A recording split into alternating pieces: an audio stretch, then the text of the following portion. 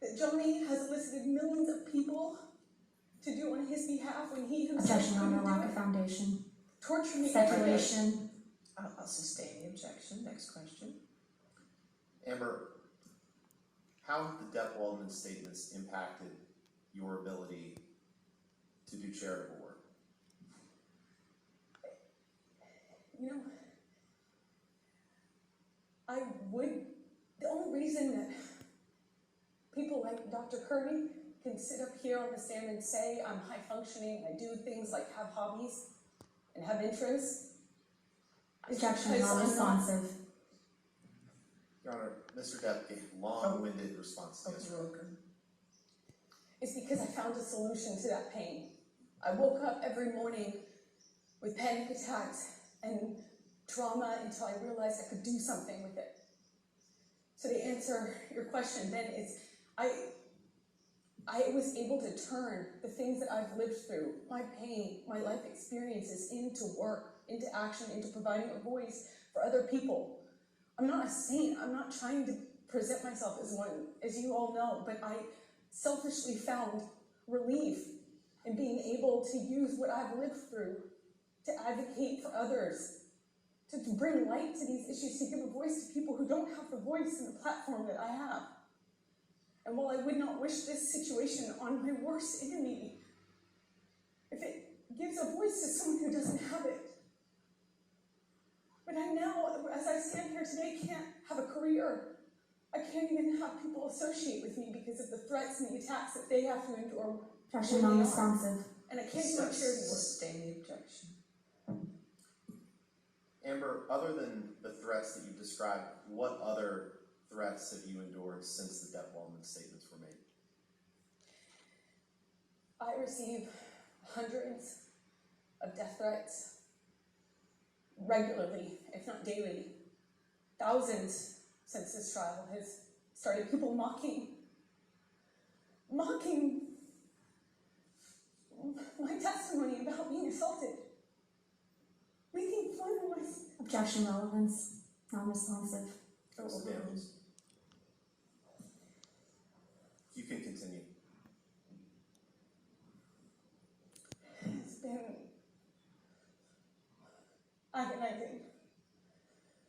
agonizing, painful, and most humiliating thing I've ever had to go through. I hope no one ever has to go through something like this. I just want Johnny to leave me alone. I just want him to leave me alone. I've said that for years now, and I thought he would after Objection 2020. non-responsive. All right, I'll sustain the objection. Next question.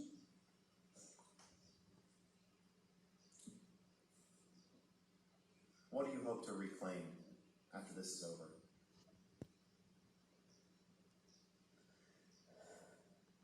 Protecting the secret that I did for as long as I did has taken enough of my voice. Johnny has taken enough of my voice. I have the right to tell my story. I have the right to say what happened to me. I have the right to my voice and my name. He took it long enough. I have a right as an American to talk about what happened to me, to own my story and my truth. I have that right. I hope to get my voice back. It's all I want. And I've said that from day one. Thank you, Amber.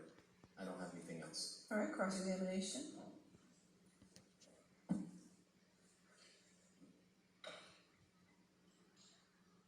way he was moving, she knew what was going to board that plane, and it wasn't Mr. Depp, the man, it was Mr. Depp, the monster. She said, I already know he's drunk, I already know he's using. And then when he got on the plane, he straight up started taunting her. He called her a go-getter and a slut. He started throwing things at her, ice cubes and utensils, and he slapped her face against the window when she was seated. And when she got up to move, how dare she, he kicked her in the back. She said, I feel this boot in my back. And he continued to drink and eventually started howling like an animal, passed out in the bathroom. Let's play 221, please.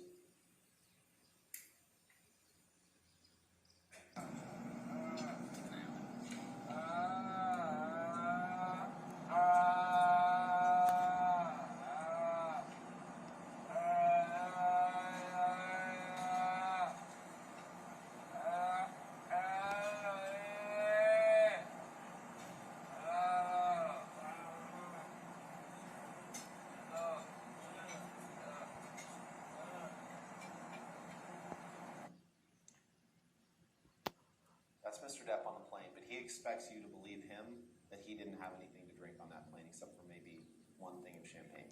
That's what he expects you to believe. He's talked about blackouts. These blackouts where he doesn't remember what happened. He blamed them only on opiates, but we know they happened throughout, where he doesn't remember what's happened.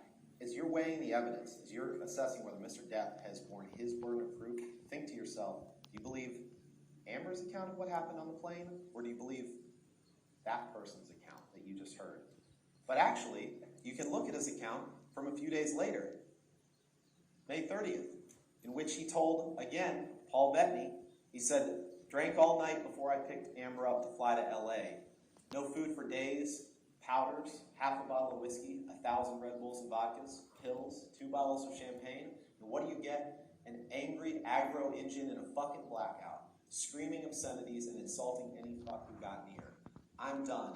I'm admittedly too fucked in the head to spray my rage at the one I love. For little reason as well, I'm too old to be that guy, but pills are fine.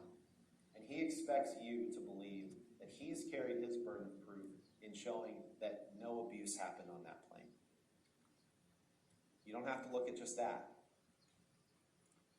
You can look at this text of Patti Smith when he says, when I was in NYC, they were brief visits, and I fucked and charged by horrific fights with Amber. I fucked up and drank and got shitty, was so disappointed in myself. You can look at his text to Miss Heard the next day, where he says, once again, I find myself in a place of shame and regret. Of course, I am sorry. I really don't know why or what happened. Well, no wonder.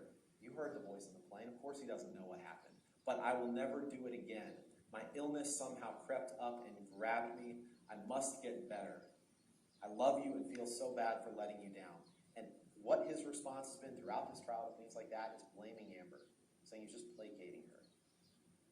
Is that carrying his burden of proof and showing that abuse hasn't happened even a single time? This is in the lead up to Australia. But before we get there, we can talk about January 25th in Tokyo at the premiere of Mordecai, where he did slam her up against the hallway wall, wailed on her, and he did get on her back in the closet. And what do they say? Look at her backless dress. She doesn't have any bruises. She testified herself that she was checking out pictures because she was concerned that there were. So now their theory is if there's no marks, it didn't happen. We all know that's not the case. February 2015, this is when they got married. The day they got married, you heard the testimony from Io Tillett Wright where Mr. Depp told him, I can now punch her anytime I want and no one can do anything about it. He'll say it's a joke he made on his wedding day. Then we fast forward to Australia, where Miss Heard is flying from London, where she's filming The Danish Girl, to see her new husband for the first time since their wedding. And these are excerpts from DX 353, all but the bottom right one are in the days leading up to this, where he's on a drug-fueled bender. He's hanging out with Marilyn Manson. He's getting drugs from his assistants who are enablers. Again, there's a reason you didn't hear them testify in this trial. They're getting him drugs for days and days. And then the one on the bottom right, you'll remember, you've seen a couple times, this is after he chopped his finger off, when he says, need more cocaine and ecstasy. So, and no one, Miss Heard was in touch with his assistants, but no one told her the hornet's nest that she was walking into. And we all know what happened in Australia. We all know that Mr. Depp, she gets there, he pulls out a bag of MDMA, and he took a handful. She didn't say he took 10 at a time. She did say he took 8 to 10 over the course of that period. The second day, Mr. Depp, who claims that Miss Heard refused to do a post-nup, calls Amber's domestic relations attorney, Michelle Mulrooney, you heard from her, when he was drunk, and he fired her. And he told Amber for about the 25th time, she said, the only way out of this is death. I don't want a post-nup. And then she said she remembered him slamming up against the wall. And I won't go through, you remember her testimony from Australia. You remember her saying that he had her by the neck, squeezing her neck. You remember her saying that he threw her on the games table like a ping pong table. You remember seeing the pictures of that broken table. You remember her saying that at some point he had a broken bottle up against her face, and he told her that he'd carve up her face, that he was throwing bottles at her. He's throwing bottles one after another, and I could feel glass breaking behind me, and you've seen the evidence of that. And he was just over and over again smashing the phone into the wall, screaming at me as she watched it break into pieces. Now, she doesn't know how he lost his finger. She said that she saw him smash a phone to pieces, and you heard him get impeached the other day with his testimony from the UK, which was different from what he testified here, where he said he did smash a phone. And then they tried to put that picture in front of you with the desk phone and suggested that was it. It's deception. They're trying to deceive you. And then you heard Ms. Hurd testify that the next morning she found meat that he had left all over the house. But not before what happened before she went to bed that night. Where Ms. Hurd testified, and I remember trying to get up, and I was slipping on the glass. I was wanting to move. I felt this pressure in my pubic bone. I remember just not wanting to move because I didn't know if it was broken. I didn't know if the bottle that he had inside me was broken.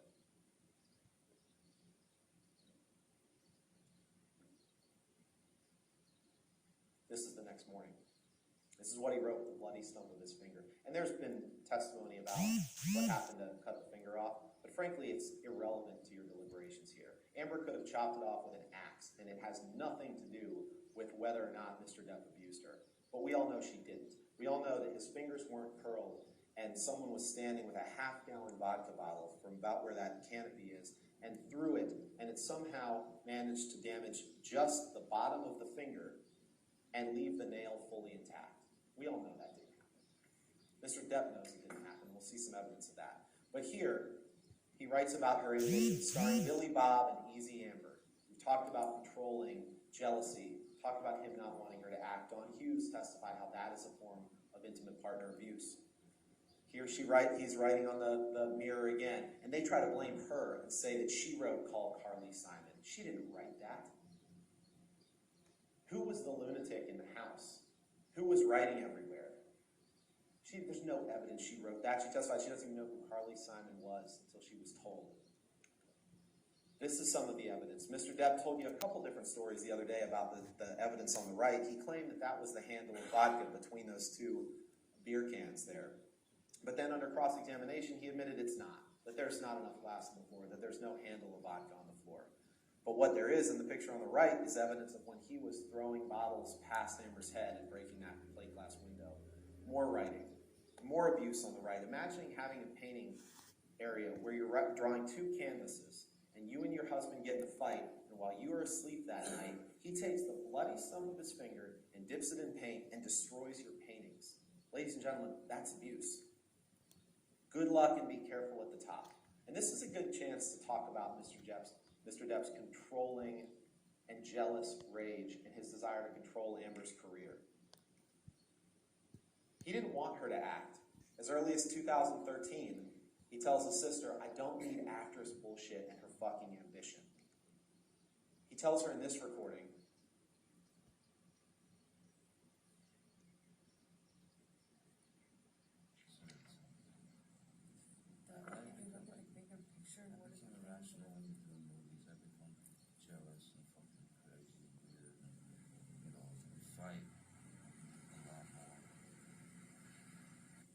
I become jealous when you're doing movies. I become irrational and fucking crazy and weird.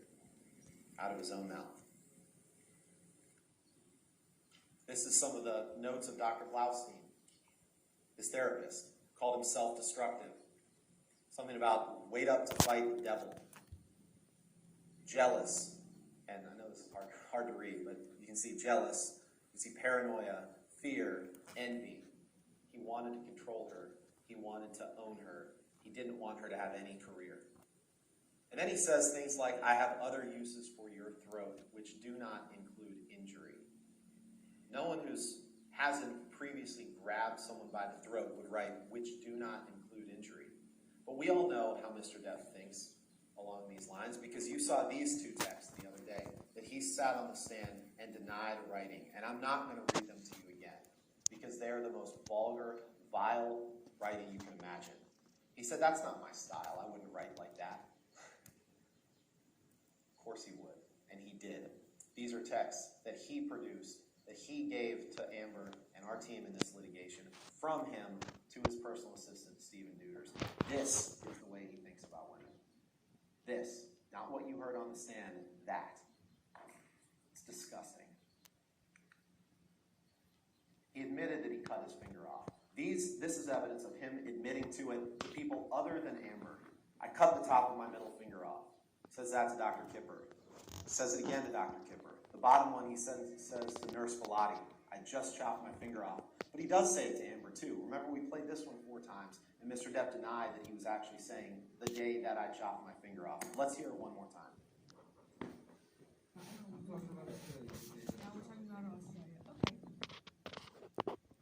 The day that I chopped my finger off. So let's fast forward to March 23rd, 2015.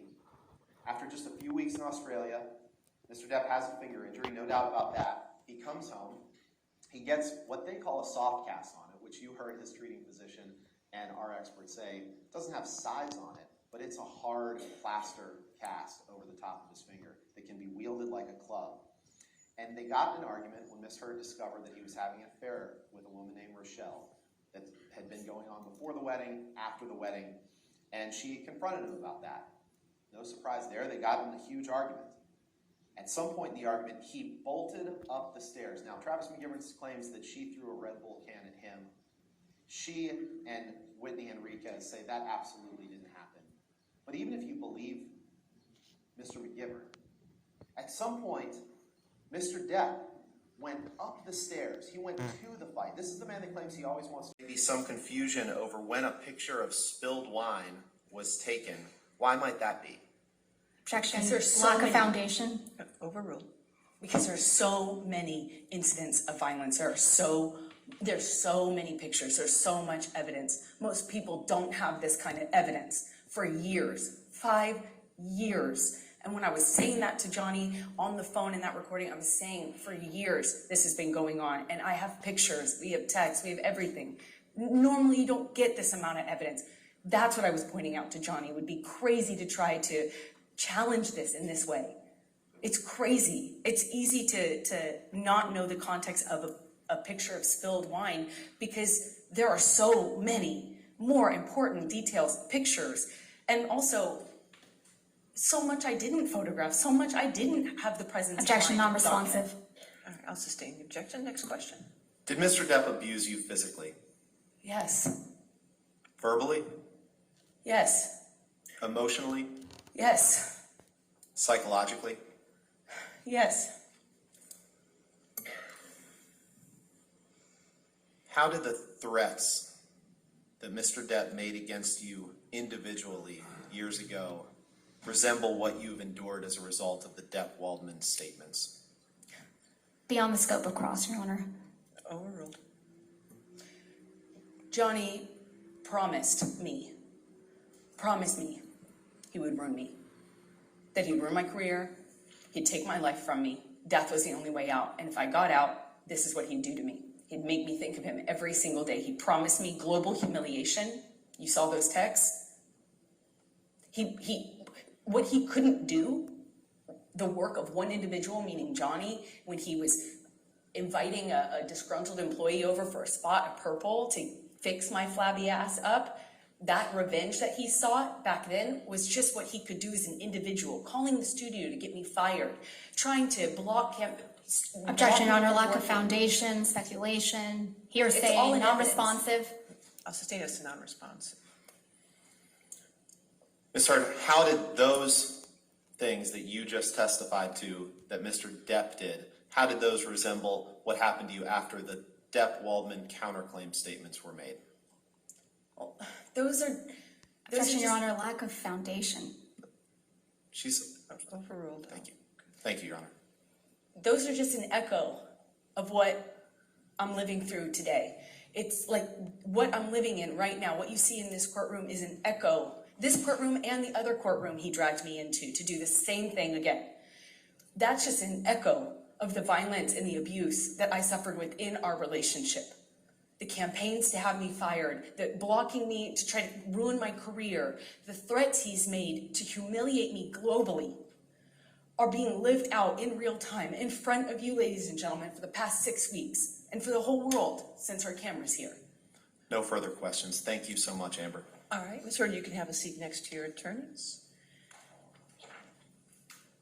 If I could have the attorneys approach, just